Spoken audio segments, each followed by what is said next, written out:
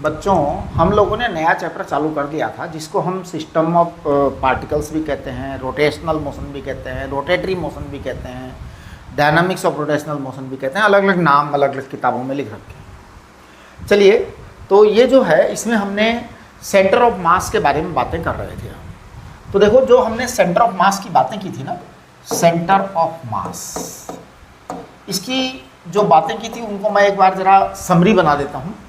बहुत छोटी छोटी बातें की थी हमने कहा था X centre of mass. X centre of mass को मैंने कहा था sigma m x upon sigma m. आप लोगों ने पिछला चैप्टर देख ही लिया होगा, इसलिए आपको समझ में आएगा। X D m upon integration d m. इसी तरीके से आपका वाई सेंटर ऑफ मास भी इसी तरह से था, जेड सेंटर ऑफ मास भी इसी तरह से था, तो वो लिखने की ज़रूरत नहीं है ना। एक्स सेंटर ऑफ मास लिख दिया तो उसी तरह से आप वाई सेंटर ऑफ मास लिख दीजिए, जेड सेंटर ऑफ मास लिख दीजिए। आर सेंटर ऑफ मास क्या था? आर सेंटर ऑफ मास था summation of m r upon M.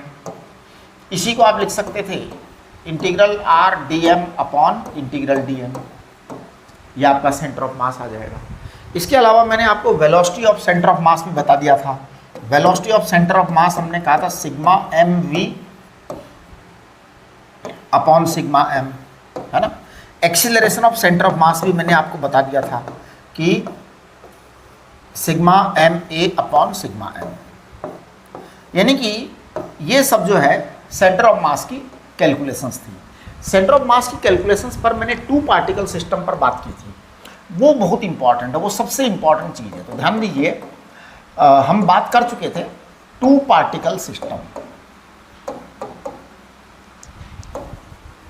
ये जो टू पार्टिकल सिस्टम पर मैंने बात की थी ना, मतलब ये समझ लो ये पूरे चैप्टर के अंदर बहुत सारे क्वेश्चन इस कंसेप्ट पर बेस्ड है। एक पार्टिकल है m1 और दूसरा पार्टिकल है m2 और इन दोनों के बीच की डिस्टेंस है r। दोनों के बीच में डिस्टेंस r है। अगर सेंटर ऑफ मास कहीं है, मान लो यहाँ है सेंटर ऑफ मास, अगर सेंटर ऑफ मास यहाँ है, m1 की डिस्टेंस r1 है और m2 की डिस्टेंस r2 है, तो मैं कहूँगा कि r बराबर r1 प्लस r2। ये हमारी इक्वेशन नंबर 1 थी। फिर मैंने कहा था सेंटर ऑफ मास की डेफिनेशन में क्या होता है, left side mass moment equal to right side mass moment. ऐसा बोल सकते हो आप, है ना। बोलने के अलग अलग तरीके हैं। Left side mass moment, right side mass moment. अगर आप लेफ्ट साइड को नेगेटिव लिखते हो, राइट साइड को पॉजिटिव लिखते हो, दोनों मिलाकर के 0 आ जाएंगे, है ना। हाँ, तो अब आपके पास में R1 की जो वैल्यू आई थी और R2 की वैल्यू आई थी वो मैं बता दूं। R1 की वैल्यू आई थी M2R upon M1 plus M2 और जो R2 की वैल्यू आई थी वो आई थी M1R upon M1 plus M2। ये सब बहुत ही आसान आसान बातें थी, आसान आसान बातें थी। हमने आपको 2 सवाल दिए थे। वो 2 सवाल जो है वो काफ़ी कुछ समझने में आपको मदद करेंगे। तो देखिए, मैं उन सवालों को रिकॉल कर रहा हूँ। जो क्वेश्चन था सबसे पहले वो था, मेरे पास एक स्क्वायर प्लेट थी, uniform square plate,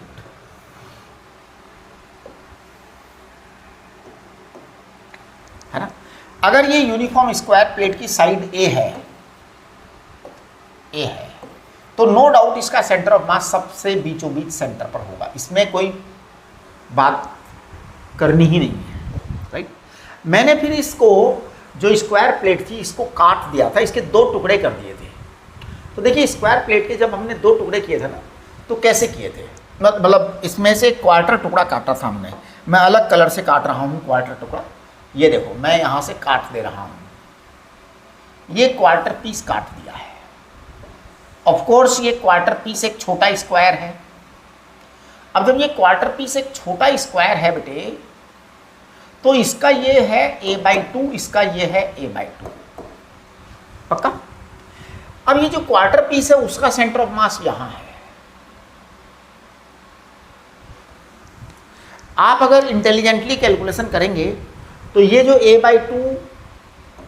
a/2 side का जो स्क्वायर है, a/2 साइड का जो स्क्वायर है, इसका आप सेंटर ले सकते हो यहां से, और ये आ जाएगा आपका a/2√2।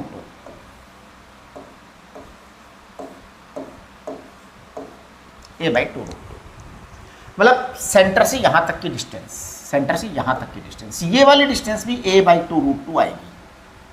इस क्वार्टर वाले का सेंटर, क्वार्टर वाले का सेंटर a/2√2 आएगा पक्का, है ना। तो इस डिस्टेंस को हम a/2√2 बोल सकते हैं। अगर पूरे स्क्वायर का मास कैपिटल M है, अगर पूरे स्क्वायर का मास कैपिटल M है, capital M means mass of complete square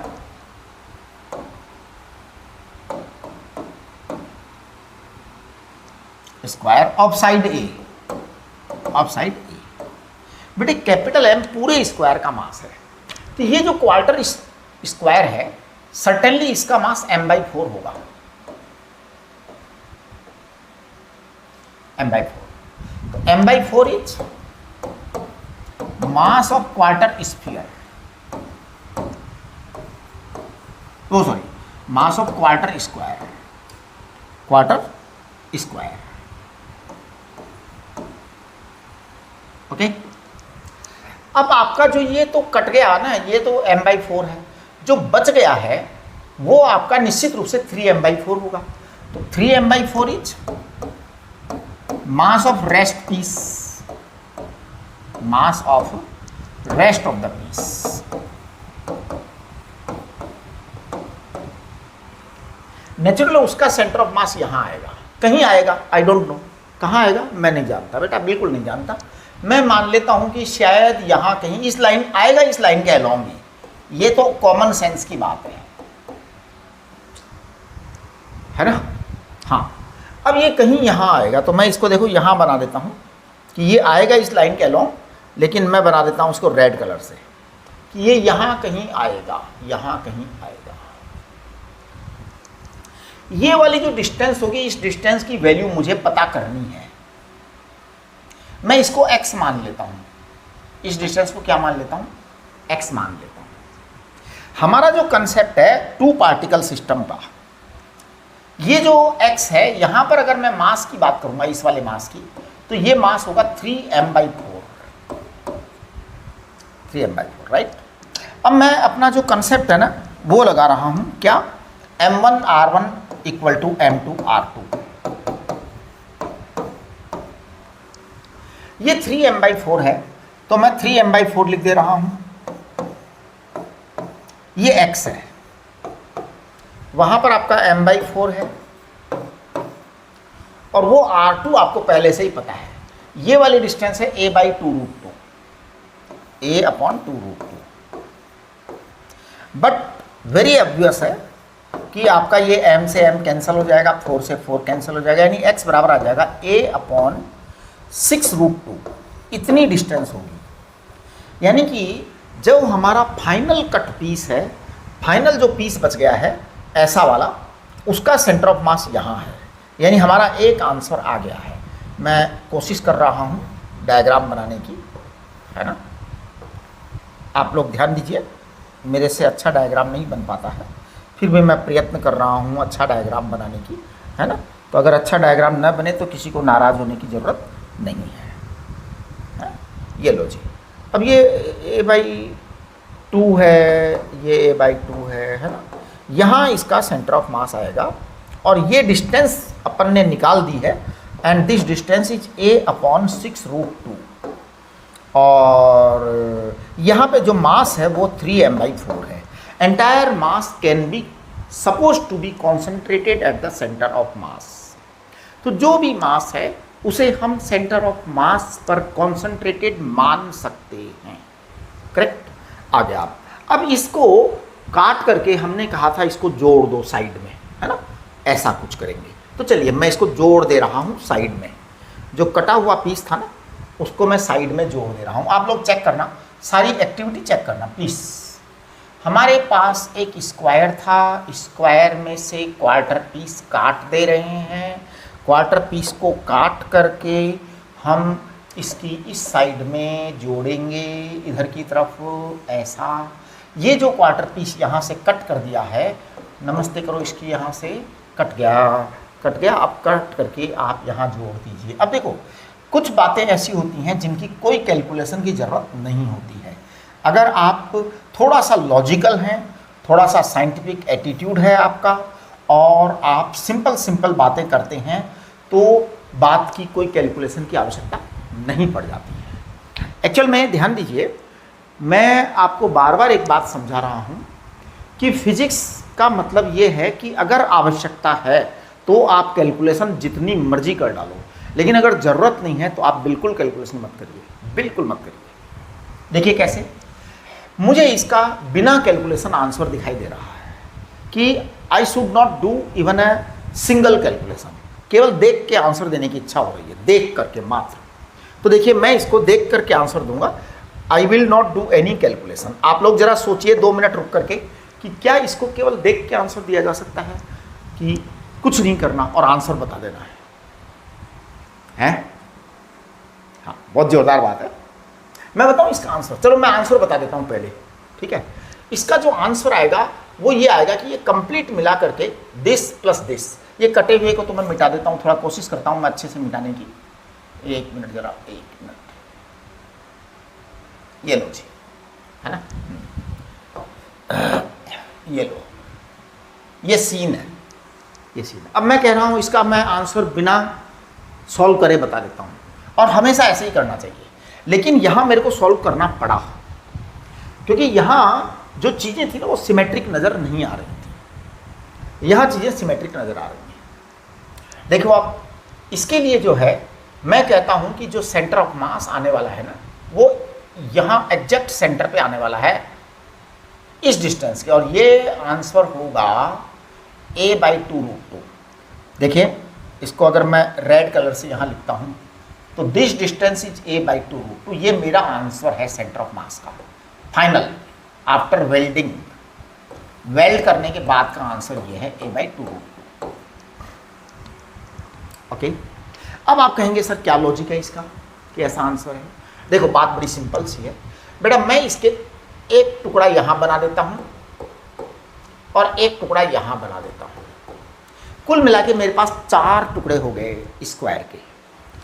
एक टुकड़ा ये वाला है, एक टुकड़ा ये वाला है, और एक टुकड़ा ये वाला है, और एक टुकड़ा ये वाला है, और एक टुकड़ा यहां जोड़ा है। ये 4 टुकड़े हैं, ठीक। एवरी टुकड़े का मास m/4 है, m/4 है, तो इसका मास m/4 है, इसका मास m/4 है, इसका मास m/4 यहां पर है ना, मतलब वो सॉरी, हाँ यहां पर है m/4, चलो यहां मान लेते हैं, ये सेंटर है ना एकदम, हाँ m/4 है, इसका मास m/4 है। ओके, अब मैं अगर इसको और इसको विचार करूं केवल कि I think for this 2 only, कि केवल मैं इस वाले पर विचार करता हूं, तो this is number 1 and this is number 2, तो I am considering only number 1 and number 2, rest I am not going to consider right now। तो m/4 and m/4 यहाँ मिलके m/2 हो जाएगा नेट। ये m/4 और ये वाला m/4 दोनों का रिजल्ट यहाँ m/2 हो जाएगा, m/2 हो जाएगा। ये m/4 और ये m/4 दोनों का रिजल्ट मिल करके यहाँ m/2 हो जाएगा। यानी अब आपका सच में सीन ऐसा रहा कि this is m/2, this is m/2 and this is m/2, और इन दोनों के बीच की डिस्टेंस यहां से लेके यहां तक है a/2√2। अच्छा ये a/4 आएगा फिर, है ना, a/2√2 था ना वो, नहीं सही है वो, a/2√2 सही है, यहाँ पे आएगा, इसका एग्जैक्ट सेंटर आएगा, इस पूरी लेंथ का एग्जैक्ट सेंटर, तो ये a/2√2 आएगा यहां से लेकर यहां तक, यानी नो नीड ऑफ कैलकुलेशन, है ना। हाँ, क्योंकि ये जो डायगोनल है, इसका आधे स्क्वायर का जो डायगोनल है ना, वो कितना आएगा, वो आएगा a/2√2, राइट। तो a/√2 आया और फिर उसका आधा करेंगे तो a/2√2 आ गया। यानी कि आप देखिए इस कैलकुलेशन की जरूरत नहीं पड़ी। महत्वपूर्ण बात कुछ और भी है, वो भी मैं आप लोगों को बता दूं, क्योंकि चलना चाहिए दिमाग जो है ना, जितना अच्छा दौड़ेगा ना उतना अच्छा आप बड़े बड़े काम बाद में करेंगे, और अगर इसको ठस बना के रख दिया ना तो फिर आप काम नहीं कर पाएंगे, मतलब बड़े काम नहीं कर पाएंगे। फिर बस ये है कि स्कूल के अंदर मार्क्स आ गए, बोर्ड पास कर लिया, यही हो जाएगा, फिर कुछ होना जाना नहीं है। देखिए मैं इसका दूसरे तरीके से कैलकुलेशन करता हूँ। सेम क्वेश्चन जो ये वाला था ना कि काटने के बाद सेंटर ऑफ मास यहाँ आया, तो इसकी कैलकुलेशन कर रहा हूँ मैं। ठीक, देखो अगर मैं ये वाला पीस लेता हूँ इस तरह से,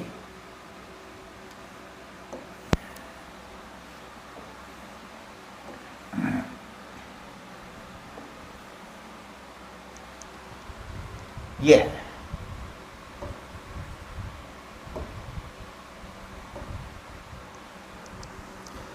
तो अब देखो आप कि ये आपका यहाँ पर जो है ना सेंटर था, कटे हुए था। अब मैं इसको फिर 4 पीस कर देता हूँ, तो अब मेरे पास ये 3 ही बचे हैं। एक तो फेंक दिया, उसका सेंटर ऑफ मास निकालने का दूसरा तरीका बता रहा हूँ मैं आपको। ये m/4 है, ये m/4 है। अगर मैं इन दोनों m/4 को चेक करूँ तो बेटा इसका जो सेंटर है वो यहाँ है। दोनों m/4 का मैं चेक करूँ तो सेंटर यहाँ पर है, और इसका मास है m/2, इसका मास है m/2। अगर मैं इन दोनों इसको चेक करूं तो इसका मास क्या है, सोचो। इस वाले का जो एक बच गया है टुकड़ा, इसका मास है m/4। अब देखो ये वाली जो डिस्टेंस है ना, ये कितनी है, ये है a/2√2, ये डिस्टेंस है a/2√2। अब अगर मैं इन दोनों को एक पार्टिकल मान लूं कि एक एक पार्टिकल है, तो एक पार्टिकल आपका ये है और एक पार्टिकल आपका ये है ना। ये पार्टिकल m/2 है और ये पार्टिकल m/4 है, और इन दोनों पार्टिकल्स के बीच की जो डिस्टेंस r = है वो है a/2√2, करेक्ट। अब अगर आपका सेंटर ऑफ मास यहाँ है, centre of mass is always close to the bigger mass, तो इसको कहेंगे हम r1 और इसको कहेंगे हम r2। तो मैं r1 की बात करता हूँ। r1 हमने आपको पढ़ाया m2r/m1 + m2, ये आपको पढ़ाया है मैंने। तो r1 = m2, m2 आपका ये वाला है, क्योंकि वो r1 है तो m2 ये है ना। ये यहाँ पे गलती से साइन लग गया माइनस का, ये r1 ही है ना। हाँ, तो ध्यान दीजिए m2 है m/4, स्मॉल r की जगह है a/2√2 upon m/4 plus m/2। आप कैलकुलेशन करेंगे तो ये आपका आ जाएगा a/6√2। चेक करिए, देखो वही आंसर आ गया है दोबारा जो हमने वहां पे किया था। यानी बड़ा ही मस्त चीज़ है ये, है ना। इंटेलिजेंटली आपको करना होगा, मज़ेदार चीज़ें हैं और कुछ नहीं, बहुत आसान चीज़ें हैं। चलिए अब हम जरा बात करते हैं आगे वाला सवाल। एक क्वेश्चन मैंने आपको और दिया था कि अगर एक डिस्क है तो डिस्क का ऑब्वियस सेंटर ऑफ मास यहाँ होता है। हमने इस डिस्क में से एक r डायमीटर की डिस्क काट दी थी। r डायमीटर की डिस्क काटी, यानी कि इसका जो डायमीटर है वो r है, तो इसका रेडियस r/2 होगा, r/2 होगा। बेटा डिस्क है ना, डिस्क का जो मास होता है, डिस्क का जो मास होता है वो उसके एरिया पर डिपेंड करता है। तो मैं यहां कह सकता हूं कि mass is proportional to area for a plate, कोई भी प्लेट हो, mass is proportional to area. Okay, अब ये डिस्क है तो मैं आपको ये कह रहा हूं कि m proportional to r²।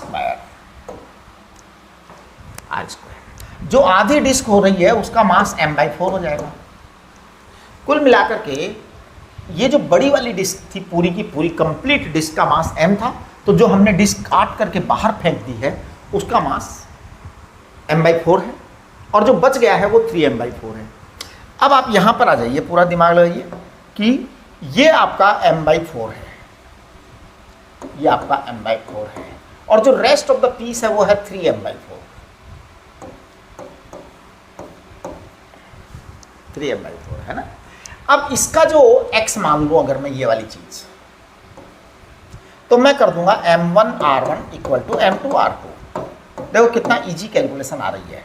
3m/4 into x = m/4 into ये डिस्टेंस कितनी होगी, r/2 है ना। This distance is r/2। बस दिस इज योर आंसर। तो I think x will be r/6। ये आपका आंसर आ गया। अब मैंने इसी को क्या किया था कि डिस्क को इधर जोड़ दिया था, तो डिस्क को इधर जोड़ दिया, देखिए क्या हाल होगा, क्या हाल होगा बेटा। यहां से हमने डिस्क हटा दी, एक मिनट जरा, मैं प्रयत्न कर रहा हूं अच्छा डायग्राम बनाने की। यहां से डिस्क हटा दी हमने, और अभी इस डिस्क को मैं यहां जोड़ दे रहा हूं, है ना। हाँ, ये जो डिस्क हटाई थी ये m/4 थी, यहां वापस m/4 हमने रख दिया इधर की तरफ। अब हमें नया सेंटर ऑफ मास चाहिए आफ्टर दैट वेल्डिंग। तो देखिए क्या होने वाला है, इसको मैं क्या कर रहा हूं, यहां से m/4 ऐसे कट कर दे रहा हूं, मतलब अपनी तरफ से एक और कट कर मार दिया। अब ये m/4 और ये वाला m/4, this m/4 and this m/4, दोनों का सेंटर कहां होगा, इन दोनों का, दिस एंड दिस, इन दोनों का सेंटर यहां होगा। तो ये एक बड़ी इंपॉर्टेंट बात है, इन दोनों का सेंटर यहां होगा। और आप इसे मान लीजिए m/2 इसका मास होगा, इस पर सेंटर है तो m/2 होगा, राइट। अच्छा, ये m/4 ये m/4 m/2 हो गया। पूरी डिस्क का मास कितना था, m, तो जो बच गया उसका मास निश्चित ही m/2 होगा। और जो बच गया है वो यहाँ वाला पार्ट बच गया है, यहाँ वाला पार्ट बच गया है, इन दोनों का सेंटर निश्चित रूप से यहाँ होगा, यस, ज्योमेट्रिक सेंटर होगा। तो ये आपका यहाँ पर मास कितना है, m/2। अब देखो ये एक पार्टिकल है, ये एक पार्टिकल है, तो मैं यहाँ पे बना देता हूँ एक पार्टिकल और यहाँ बना देता हूँ दूसरा पार्टिकल। इस पार्टिकल का मास m/2 है और इस पार्टिकल का मास m/2 है। यहाँ की डिस्टेंस कैपिटल R है, यहाँ की डिस्टेंस कैपिटल R है। निश्चित रूप से इनका जो सेंटर है वो R/2 आएगा, ओके। यानी बिना कैलकुलेशन के आप कर सकते हो, कोई ज़रूरत नहीं है। जब मास बराबर है तो आप सिंपल सेंटर पे लिख दीजिए डायरेक्ट, ठीक है। चलिए ये आपका काम हो गया। अब देखिए आप लोग है ना अपना फॉर्मूला चार्ट देखिए, मैंने आपको फॉर्मूला चार्ट भेजा है। फॉर्मूला चार्ट में डू योर सेल्फ का क्वेश्चन नंबर 1 है, आप एक बार चेक करिए इसको। तो formula chart do your self question number 1 है।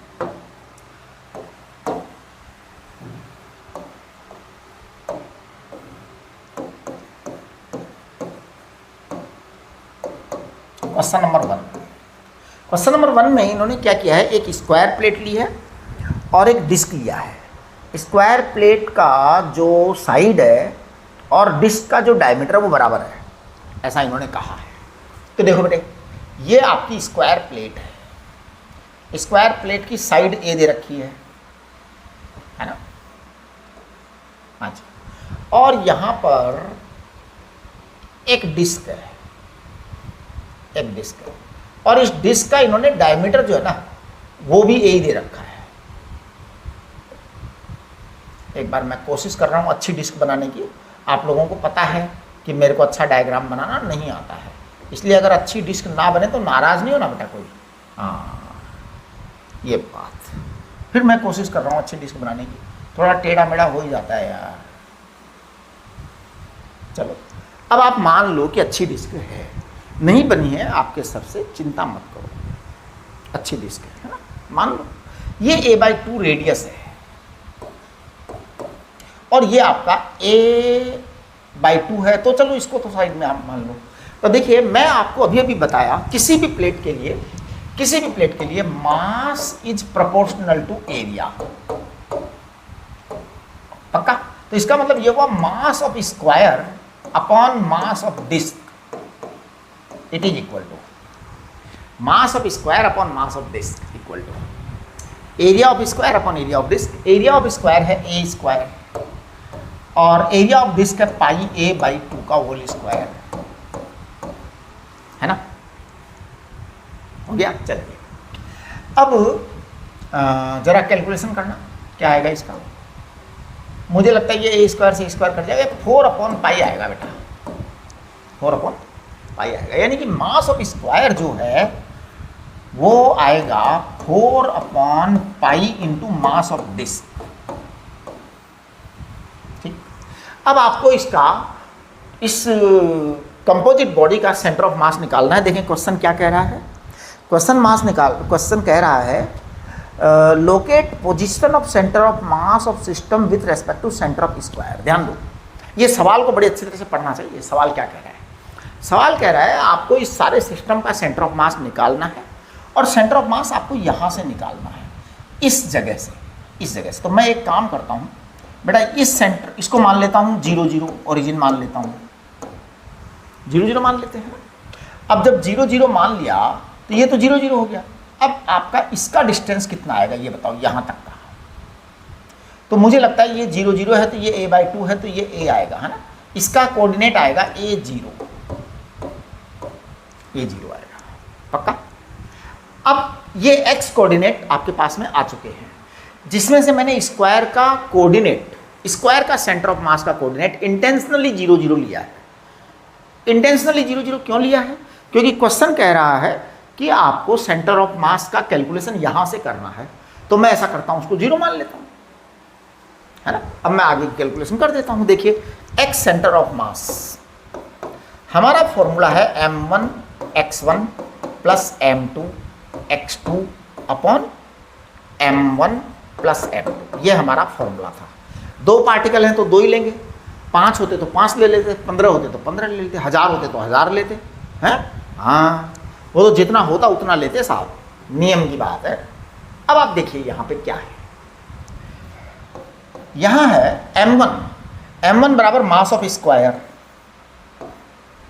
m1 बराबर मास ऑफ स्क्वायर, x1 कितना है 0, m2 बराबर है मास ऑफ डिस्क, x2 कितना है a। अब मैं यहाँ बोलूँगा mass of square plus mass of disc, बस यही हमारा आंसर है, यही हमारा आंसर है। तो देखो मैं यहाँ पे लिख रहा हूँ mass of disc into a, mass of square कितना है, मास ऑफ स्क्वायर है 4/पाई mass of disc plus mass of disc, ठीक है। ये आपका आ जाएगा पाई a/4, पाई तो ऊपर चला जाएगा, है ना। हाँ, पाई a अपॉन md से md कट जाएगा, मास ऑफ डिस्क, है ना। ये आ जाएगा 4 + पाई। देखना जरा आंसर है क्या, ये x सेंटर ऑफ मास आएगा। This should be the answer, check करो, यस करेक्ट। यानी कि बड़ा ही सिंपल सिस्टम है, आपको कुछ लेकिन दिमाग तो लगाना पड़ेगा सेंटर ऑफ मास वाले सवालों में, ठीक है। अब देखिए मैं कुछ चीज़ें आपको और बताता हूँ। जैसे मान लो कि यहाँ पर एक रॉड है, अब ये रॉड बनाई गई है कुछ अलग तरह से, इस रॉड की बेटा लंबाई मान लो कैपिटल L है, इस रॉड की लंबाई कैपिटल L है। आप यहाँ मान लीजिए x बराबर 0 और यहाँ मान लीजिए x बराबर L, करेक्ट। इस रॉड का लीनियर मास डेंसिटी दे रखा है, लीनियर मास डेंसिटी का होता है मास ऑफ यूनिट लेंथ। तो लीनियर मास डेंसिटी को हम कहते हैं dm/dx, ये लीनियर मास डेंसिटी होता है। मास पर यूनिट लेंथ या मास पर यूनिट डिस्टेंस, इसको dm/dx कहते हैं। अगर मैं इसको कह देता हूं बराबर kx, ऐसा लिखने का मतलब ये है कि जैसे जैसे हम इधर बढ़ेंगे ये रॉड भारी होती जाएगी, जैसे इस साइड में रॉड बनी हुई होगी कॉटन होता है ना, रुई की बनी हुई होगी, बहुत हल्का लग रहा मास 0, है ना। या चलो इस साइड में जो है ना हवा की बनी हुई होगी, फिर इस साइड में कॉटन होगा, फिर इस साइड में कॉटन के बाद में थोड़ा जो है ना कॉर्क होगा, कॉर्क के बाद में फिर थोड़ा सा लकड़ी का बुरादा होगा, फिर लकड़ी के बुरादे के बाद में थोड़ा सा जो है लकड़ी होगी, फिर लकड़ी के बाद में थोड़ा एल्यूमिनियम आएगा, फिर एल्यूमिनियम के बाद में कॉपर आएगा, फिर स्टील आएगा। ऐसे रॉड भारी होती जा रही है, ऐसी रॉड बनाई है हमने जिसका कि मास जो है डेंसिटी सेम नहीं है थ्रू द लेंथ, हमने ऐसी रॉड बनाई है। अगर देखो एक बात सुनो, रॉड होती है और उसकी डेंसिटी अगर सेम होती सब जगह से, यूनिफॉर्म रॉड होती है अगर, तो कुछ नहीं, फिर तो हम कुछ बात ही नहीं करते। अगर ये यूनिफॉर्म रोड होती तो मैं इतनी बातें ही नहीं करता, मैं कह देता सेंटर ऑफ मास यहाँ है, बस खत्म है। पूरी रोड अगर यूनिफॉर्म है तो सेंटर ऑफ मास यहाँ बोलने में मुझे बिल्कुल भी परेशानी नहीं होती। लेकिन अब ये वेरिएबल है, तो मुझे सेंटर ऑफ मास बोलने में परेशानी आएगी। अब मैं सेंटर ऑफ मास कैसे बोलूँगा? तो मैं सेंटर ऑफ मास बोलना सिखा रहा हूँ आपको। हमने आपको बताया x centre of mass it is equal to integration x D m upon integration d m. ये हमारा कंसेप्ट है। ओके, तो ये हम सॉल्व करेंगे और ये सॉल्व करके हम इसका सेंटर ऑफ मास लोकेट करेंगे कि कहाँ पर है, where is the centre of mass. तो I am going to do that. सबसे पहले मैं दोनों अलग अलग इंटीग्रेशन करूंगा। सबसे पहले मैं डीएम का इंटीग्रेशन कर रहा हूँ, ठीक है बेटा। देखो आपको कह रहा है lambda equal to d m upon d x equal to k x कह रखा है, तो मैं कह दूंगा d m equal to k x D x, D m equal to k x D x. मैं इसका इंटीग्रेशन कर रहा हूँ, तो इंटीग्रेशन डी एम। इंटीग्रेशन जब डी एम का करते हैं तो टोटल मास आ जाएगा। के को आप बाहर निकाल सकते हैं, कांस्टेंट है। ये आएगा इंटीग्रेशन एक्स डी एक्स। इसकी लिमिट आएगी 0 से लेके कैपिटल एल तक। तो आपके पास कैपिटल एम आ गया ना, इट इज इक्वल टू के। ये आपके पास में आ गया है के डी एक्स, सॉरी एक्स का इंटीग्रेशन करो, एक्स का इंटीग्रेशन करो। जब एक्स का इंटीग्रेशन करेंगे तो ये आएगा एक्स स्क्वायर अपॉन 2, आपका 0 से एल तक आ गया। आप अपर लिमिट लोअर लिमिट लिखिए, आपके पास में ये के आ गया और के को आप अपॉन 2 बाहर निकाल दीजिए और एल स्क्वायर माइनस 0 लिख दीजिए, तो ये एल स्क्वायर आ गया। एक्चुअल में ये कैपिटल एम है। कैपिटल एम एक्चुअल में क्या है? कैपिटल एम एक्चुअल में ये है कैपिटल एम है integration d m. Integration d m को हम कैपिटल एम कहते हैं, टोटल मास। ये आपका एल स्क्वायर आ गया, यानी एक काम आपका आ गया। डिनोमिनेटर वाला हमने निकाल दिया। अब हम न्यूमरेटर वाला इंटीग्रेशन अलग करेंगे। न्यूमरेटर वाला इंटीग्रेशन मैं अलग करूँगा और वो मैं करूँगा कैसे, देखो कैसे, इंटीग्रेशन एक्स डी एम करेंगे। इंटीग्रेशन एक्स डी एम, देखो बेटे, इंटीग्रेशन एक्स डी एम आपका ये है के एक्स डी एक्स। आप यहाँ से डी एम निकालो, तो डी एम है आपका के एक्स डी एक्स, ये डी एम है। कुल मिला के आप के को बाहर निकाल दीजिए, integration x square D x लिख दीजिए। लिमिट आपकी 0 से कैपिटल एल तक ही रहेगी, आपका के आ गया। जब आप इसको करेंगे एक्स क्यूब अपॉन 3 आएगा, ये आपकी लिमिट 0 से एल तक ही रहेगी और आपके पास में आ जाएगा ये के बाई 3 एल क्यूब। चेक करो, अब आपके पास दोनों इंटीग्रेशन की वैल्यूज मौजूद हैं। बेधड़क होकर के मस्त हो जाइए एकदम। आप इसको लिख दीजिए के एल क्यूब अपॉन 3 और क्या आ जाएगा के बाई 2 एल स्क्वायर। तो आपका एक्स सेंटर ऑफ मास आएगा 2/3 कैपिटल एल, यानी कि ये जो पूरी लंबाई है ना, इसका 2/3 पर आएगा। 2/3 यहाँ कहीं होगा, है ना, ये सेंटर ऑफ मास आएगा। अब देखिए आपका ये जो के की वैल्यू है ना, ये अलग अलग आ सकती है सवाल में। पता नहीं आपके एग्जाम में वो क्या देने वाला है, क्या देने वाला है। मैं एक रॉड की कैलकुलेशन और कर देता हूँ, लेकिन अब मैं उसमें लैम्डा को बदलूंगा, यानी कि लीनियर मास डेंसिटी को बदलूंगा। देखिए क्या है, मान लो ये आपकी रॉड है और इस रॉड की लंबाई कैपिटल एल है। क्या क्या आपके एग्जाम में, हाँ जी, ये सब सवाल एडवांस में आए हुए हैं, जेई मेन में भी आए हुए हैं, जेई मेन में भी आए हुए हैं, है ना। अगर मैं इसको x इक्वल टू 0 कर दूँ, इसको मैं x equal to capital L कर दूँ, तो देखिए क्या होगा। अब मैं यहाँ लैम्डा की अलग वैल्यू लिख रहा हूँ। लैम्डा मैं लिख रहा हूँ capital A plus D x. Locate the centre of मास। आपको सेंटर ऑफ मास बताना है कहाँ है। फिर से मैं वही करूँगा, लैम्डा है लीनियर मास डेंसिटी। बड़ा लीनियर मास डेंसिटी की फंडामेंटल डेफिनेशन होती है DM upon d x, mass of unit length. इसको इन्होंने कह रखा है ए प्लस बी एक्स, ऐसा बोल रखा है। A and B are constant, है ना, A and B are positive constants. तो अब देखो हम फिर कहेंगे डीएम बराबर A plus B X D X. ये आपका डीएम आ गया। इंटीग्रेशन करिए डीएम का, तो कैपिटल एम टोटल आ जाएगा। जब जब आप इंटीग्रेशन डीएम करते हैं, आपके पास में कैपिटल एम पूरा आ जाता है, पूरी रॉड का मास एक साथ आ जाएगा। चलिए इसको आप लिमिट रखेंगे 0 से लेके कैपिटल एल तक। आप कंप्लीट इंटीग्रेशन करिए। सबसे पहले वैल्यूज आप बाद में रखना, है ना। तो ये आ जाएगा A X plus B X square upon 2। B X square upon 2, और फिर आप 0 से लेके एल तक की लिमिट रखेंगे तो you will get integration d m. आपके पास इंटीग्रेशन डी एम आ चुका है। ये है ए एल, इसे बेटा कैपिटल एम कह देंगे हम इस पर्टिकुलर रॉड के लिए, करेक्ट। ओके, अब हम बात करेंगे वो वाला, क्योंकि हमें तो एक्स सेंटर ऑफ मास चाहिए, हमें तो सेंटर ऑफ मास की पोजीशन चाहिए। तो एक्स सेंटर ऑफ मास मैंने आपको क्या पढ़ाया, एक्स सेंटर ऑफ मास मैंने आपको पढ़ाया integration x D m upon integration d m. Integration d m तो हमने पहले ही निकाल दिया, अब आपको एक्स डी एम निकालना है। ये गलती मत कर देना कि आप सोचो कि मल्टीप्लाई कर देंगे, इंटीग्रेशन के अंदर ऐसा नहीं होता है। इंटीग्रेशन में आपको बाकायदा कैलकुलेट करके निकालना पड़ेगा एक्स डी एम, मजाक नहीं है। एक्स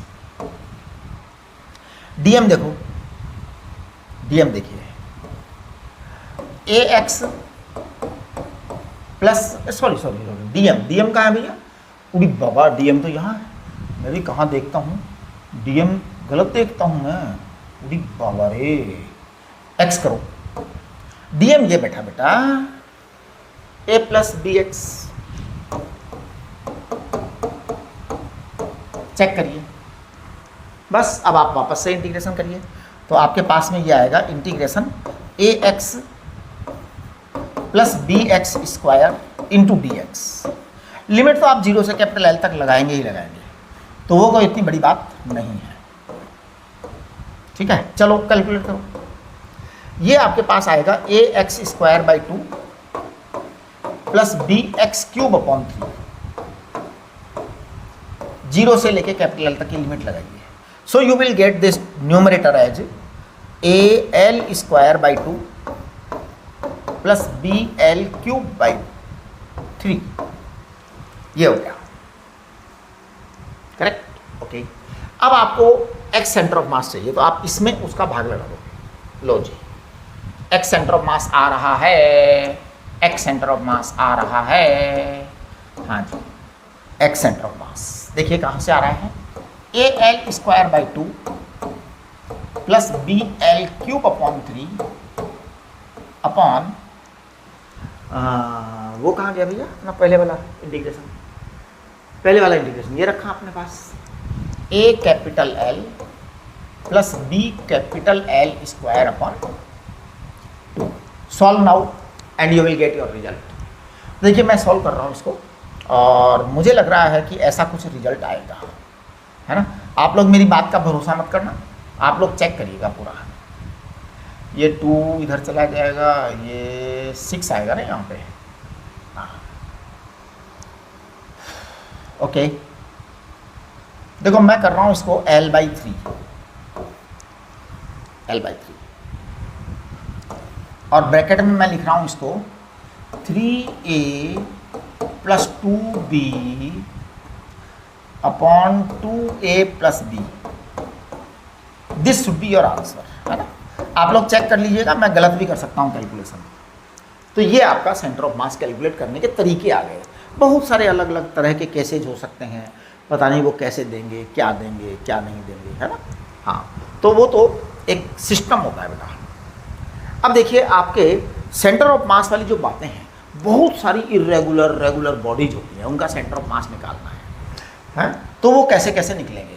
देखो एक तो जैसे अगर मान लो एक रिंग है तो नेचुरल है कि सेंटर ऑफ मास यहाँ होगा, है ना। रिंग है तो सेंटर ऑफ मास यहाँ होगा। अगर इस रिंग को काट कर 2 टुकड़े कर दें तो, रिंग को काट कर 2 टुकड़े कर दे रहा हूं, अब देखो क्या होगा। ये देखो जी, जब रिंग वास्तव में रिंग थी पूरी, तब तो सेंटर ऑफ मास हमें बताने में कोई दिक्कत नहीं हुई। लेकिन अगर मैंने इसको सेमी सर्कुलर रिंग कर दिया अगर, तो अब इसका सेंटर ऑफ मास कहाँ होगा। अब इसका सेंटर ऑफ मास होगा 2r अपॉन पाई हाइट पर। कितनी हाइट पर होगा, 2r अपॉन पाई। सवाल उठता है ये कैसे कैलकुलेट किया, 2r अपॉन पाई कैसे कैलकुलेट किया। देखो आपका अपना फॉर्मूला चार्ट देखिए, तो उसमें है ना जो ये सब few centre of mass of the body दे रखा है। ये 2r अपॉन पाई कैसे कैसे कैलकुलेट किया, तो मैं बता देता हूँ। बहुत आराम से कैलकुलेट कर सकते हैं हम इसको।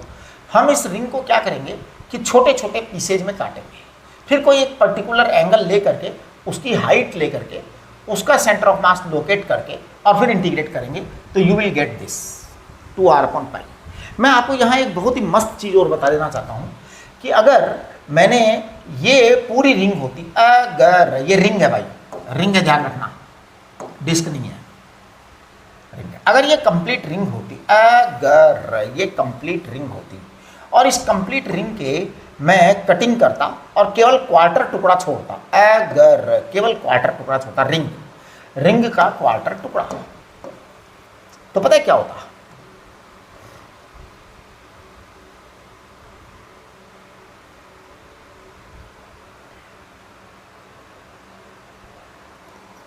ये रिंग का क्वार्टर टुकड़ा छोड़ता, ये आपका सेंटर ऑफ द रिंग था।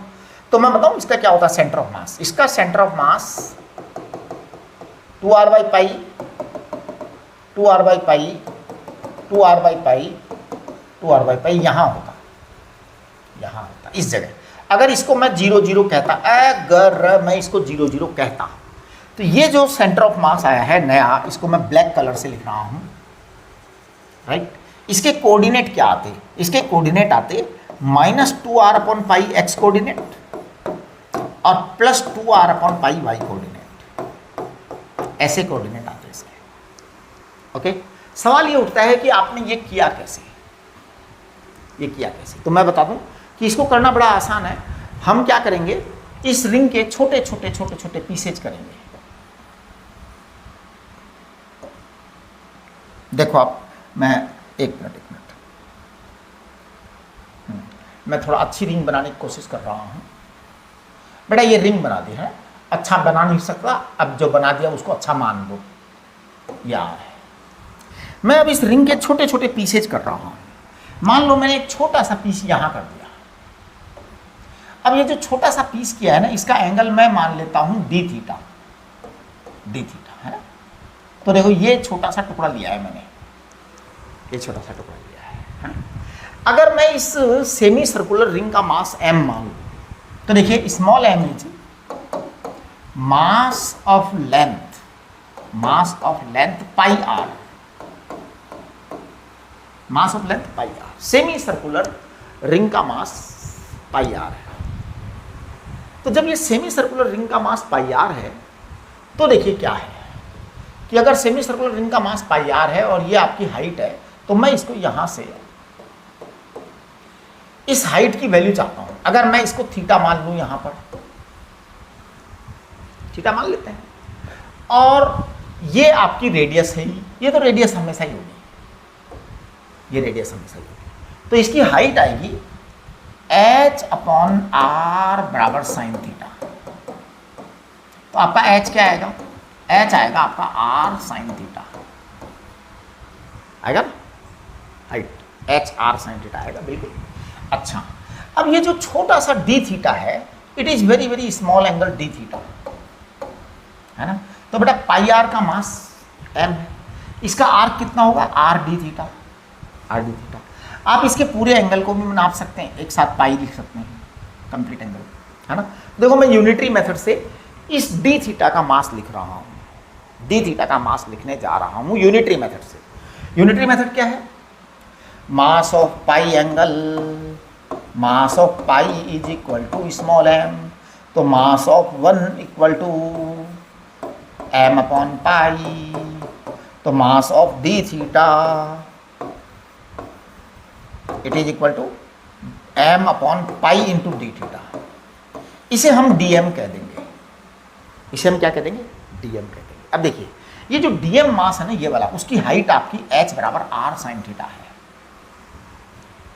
ओके, हम बराबर बात कर रहे हैं कि what will be the height of centre of mass, height of centre of mass. इस height of centre of mass को मैं y सेंटर ऑफ मास कह सकता हूं, y सेंटर ऑफ मास कह सकते हैं ना बेटा। ओके, हमने कहा था कि this is y dm upon integration dm, ये हमने आपको पढ़ा दिया। y हमारा r साइन थीटा है, y क्या है हमारा? r साइन थीटा है यहाँ पर, हाँ जी। तो ये h dm है, h dm है, तो मैं इसको कर रहा हूँ h dm।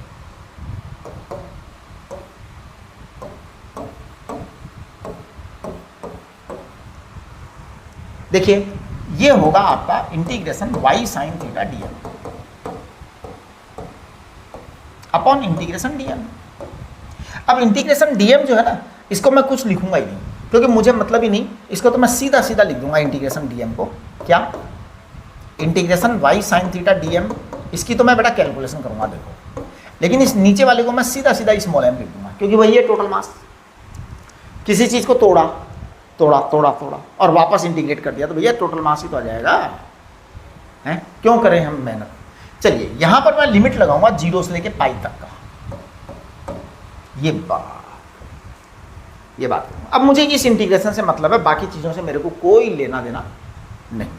तो बस just I want this integration. तो मैं इस इंटीग्रेशन को कहाँ करूँ? इस इंटीग्रेशन को मैं यहाँ कर देता हूँ, नीचे की तरफ, है ना। देखो मतलब मेरा बस दिमाग केवल उस इंटीग्रेशन पे चलेगा, क्योंकि वो आते ही मेरा आंसर आ जाएगा। आपका जो y है h है ना, नहीं, ये h तो r साइन थीटा है ना भैया, तो r साइन थीटा लिख दो ना। ये y क्यों लिख रहे हो यहाँ पे? उड़ी बाबा रे, a क्यों लिखा भाई? a क्यों लिखा? y क्यों लिखा? y तो लिखना ही नहीं। अब तो r आ गया, तो देखिए r साइन थीटा लिखो इसको, r साइन थीटा। dm कितना था? dm ये बैठा, इसको लिखो m upon pi into D theta. ये आपका dm है, और बाकी तो नीचे तो आपका स्मॉल m है ना। अब आप इस स्मॉल m से स्मॉल m को कट कर सकते हो। अब देखना आप, मैं क्या कर दे रहा हूं यहाँ पे, आ गया आपका तो आंसर ही आ गया, r upon pi integration sine theta D theta. Limit क्या लगाइए? लिमिट आपकी 0 से पाई तक रहेगी, क्योंकि आपकी जो है ना वो है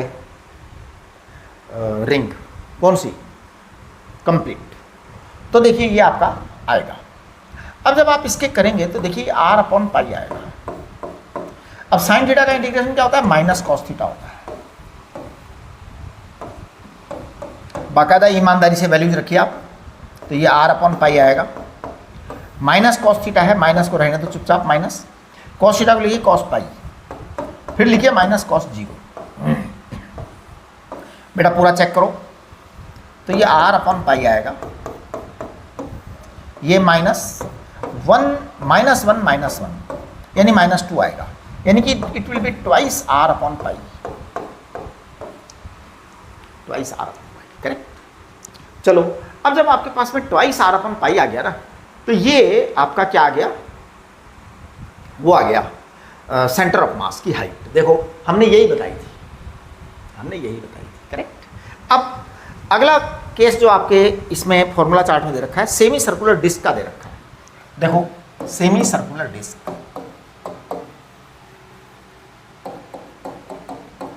सेमी सर्कुलर डिस्क अगर है तो सेमी सर्कुलर डिस्क का मतलब मास भरा हुआ है पूरा, है ना। इसका जो हाइट बताया है सेंटर ऑफ मास की, वो क्या बताया है? वो आपको देखो वो बता रखा है 4r अपॉन 3 पाई। ये डिस्क है सर, इस रिंग नहीं है, ध्यान रखना। ये 4r अपॉन 3 पाई है। सवाल उठता है इसको कैसे करेंगे? कुछ नहीं, बहुत सिंपल करेंगे हम, बहुत सिंपल। इसको तो हम बहुत ही आसानी से कर देंगे। देखो पुराना वाला जो रिंग था वो तो डिफिकल्ट था थोड़ा सा, ये बहुत आसान है, ये बहुत आसान है। ये क्या है? हम इसको छोटी छोटी रिंग्स में बांट देंगे, कि इसको बहुत छोटे छोटे पीसेज में काट दो। तो जैसे एक मान लो बड़ी डिस्क है आपकी, कैपिटल R रेडियस वाली, इस डिस्क को आप जो है छोटे छोटे पीसेज में काट दो, एक डिस्क, दूसरी डिस्क, तीसरी डिस्क, चौथी डिस्क, ऐसे काट दो बहुत सारे डिस्क। एक डिस्क ले लीजिए आप स्मॉल r रेडियस की, dr थिकनेस की, स्मॉल r रेडियस की, dr थिकनेस की। तो क्या हो जाएगी वो? देखिए उसको मैं बताता हूँ कि जो स्मॉल r रेडियस और dr थिकनेस वाले अगर आप डिस्क लेते हैं तो small r radius and dr thickness ये आपकी है डिस्क। तो क्या होने वाला है आपका? इसका जो d एरिया, स्मॉल एरिया आने वाला है, वो आने वाला है 2 पाई r dr। ध्यान दो, एरिया होता है लेंथ इंटू ब्रेड्थ। सॉरी ये 2 पाई r नहीं आएगा, पाई आएगा, है ना, क्योंकि आधी तो है बेटा, पाई r आएगा, पाई r dr याद है आपका, ये dA आया है। ओके, अगर पूरे का मास m है तो इसका मास कितना आएगा? तो देखिए dm इज पूरी डिस्क का मास m था, पूरी डिस्क का एरिया कितना था, pi R square by 2, pi capital R square by 2, pi capital R square by 2। Complete circle का एरिया होता है पाई आर स्क्वायर, आधा सर्कल है तो पाई आर स्क्वायर बाई 2, और इसका आएगा pi R into D R, mass upon complete area into this area. ये आपका डीएम आ गया है, क्या आ गया है आपका, डीएम आ गया है। तो डीएम आपका आ चुका है, आप चेक करें, पाई से पाई उड़ा दें, और ट्वाइस स्मॉल एम आ गया बेटा, कैपिटल आर स्क्वायर आ गया, और स्मॉल आर डी आर आ गया। ये आपका डीएम आया है, डीएम आया है बेटा। ये इंटीग्रेशन डीएम को आपको कैलकुलेट करने की जरूरत कभी नहीं होती, क्योंकि वो टोटल मास के बराबर ही होता है हमेशा, इसलिए इंटीग्रेशन डीएम की कैलकुलेशन आप छोड़ सकते हो, बस उसको डायरेक्ट टोटल मास लिखना है। हाँ, हम वो वाली कैलकुलेशन करेंगे सेंटर ऑफ मास वाली, क्या थी, वाई सेंटर ऑफ मास है ना, हाइट ऑफ सेंटर ऑफ मास। वो हम कैलकुलेशन क्या करेंगे कि m तो हम डिवाइड कर देंगे, इंटीग्रेशन dm तो हम डायरेक्ट m लिखेंगे अभी थोड़ी देर बाद, इसको लिखेंगे y dm, y dm। अब देखो इसको मैं लिखने जा रहा हूँ y dm, y को पता है मैं क्या लिखूंगा, बताओ y को मैं क्या लिखूंगा, क्योंकि अब रिंग है, ये छोटा सा रिंग है, ring ring ring ring ring ring ring ring, ring का सेंटर ऑफ मास, रिंग का सेंटर ऑफ मास अभी अभी हमने पता किया था 2r upon pi, 2r upon pi. तो मैं इस 2r अपॉन पाई को यहां लिख दूंगा, 2 small r upon pi, right. ये तो y हो गया, ये तो क्या हो गया y, और dm को हम ईमानदारी से लिखेंगे, ये रहा dm आपका, dm रहा है, मैं dm को लिख रहा हूं 2 small m upon capital r square r dr, ये dm लिख दिया हमने। और नीचे जो dm है ना, उसको तो मैं लिखूंगा ही नहीं, उसको तो मैं सीधे m लिख दूंगा, तो वो तो हो गई m। अब मैं इस m से m को काट दूंगा। इन देखो कितनी आसान कैलकुलेशन हो रही है। मैं इसको लिख रहा हूँ, 4 को बाहर निकाल रहा हूँ इंटीग्रेशन से, और ये आपका पाई आर स्क्वायर नीचे आ जाएगा, है ना। अंदर जो ब्रैकेट के अंदर, जो इंटीग्रेशन के अंदर बच गया ना, वो क्या बच गया है, बस इंटीग्रेशन में तो केवल आर डी आर बच गया, है ना। इसको 0 से लेके कैपिटल आर तक वो करूँगा मैं, इंटीग्रेट करूँगा। देखिए एक बार जरा चेक करना, ये कुछ गड़बड़ हो रहा है क्या। यहाँ पर एक स्मॉल आर था जो हम भूल गए, है ना, ये देखो ये रखा, इस स्मॉल आर को आपको लिखना पड़ेगा, तो ये आ जाएगा आपका आर स्क्वायर, बस अब सही है। तो अब देखिए आप 4 upon pi capital R square into r cube upon 3, r cube upon 3, है ना, और ये आ जाएगा 0 से लेके कैपिटल आर तक। ओके, तो y centre of mass, y centre of mass equal to कितना आ जाएगा, 4 अपॉन 3 पाई आर स्क्वायर, और ऊपर आ जाएगा आर क्यूब। तो मेरे को लग रहा है ये आ जाएगा आपका 4r अपॉन 3 पाई। ये बात, अब देखो एक बात सुनो, अगर कंप्लीट डिस्क होती, अगर कंप्लीट डिस्क होती, कंप्लीट डिस्क होती तो सेंटर यहां था, कंप्लीट डिस्क होती तो सेंटर यहां था। यहां जब सेंटर आता तो ये आपका पूरी डिस्क है। तो अब अगर हमने आधी डिस्क काट दी, मान लो मैंने आधी डिस्क काटी, आधी डिस्क काट रहा हूं, ये लो जी आधी डिस्क काट। अब सेंटर कहां आएगा इसका, कटी हुई डिस्क का, कटी हुई डिस्क का सेंटर ऑफ मास यहां आएगा 4 pi upon 3r, 4 pi upon 3r। अगर मैं क्वार्टर और काट दूं तो क्या हाल हो जाएगा, क्वार्टर और काट दूं तो हाल क्या हो जाएगा, सोचो सोचो, मैं बताऊं कुछ नहीं होगा, कुछ नहीं होगा। ये 4r अपॉन 3r आ गया इधर से, मैं इसको ब्लैक कलर से लिख देता हूं।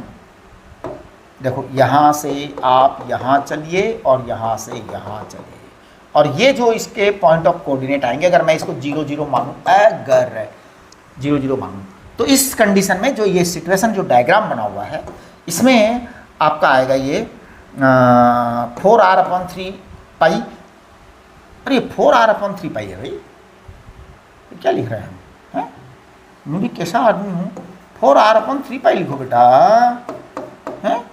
अब ये 4r अपॉन 3 पाई आ गया, और यहाँ आप लिखेंगे -4r अपॉन 3 पाई, बस ये आपका सेंटर ऑफ मास आ गया। इसी तरह से आपका हेमिस्फेरिकल सेल, आपका हेमिस्फेरिकल सॉलिड स्फीयर, कोन वगैरह, इन सब का भी सेंटर ऑफ मास निकाला जा सकता है। आपके लिए सेंटर ऑफ मास निकालना अब आप कहेंगे कि सर अगर आप केवल हमें सेंटर ऑफ मास बता ही दो, इतनी कैलकुलेशन ना कराओ, ये इंटीग्रेशन ना कराओ, ये सब ना कराओ, तो क्या हो?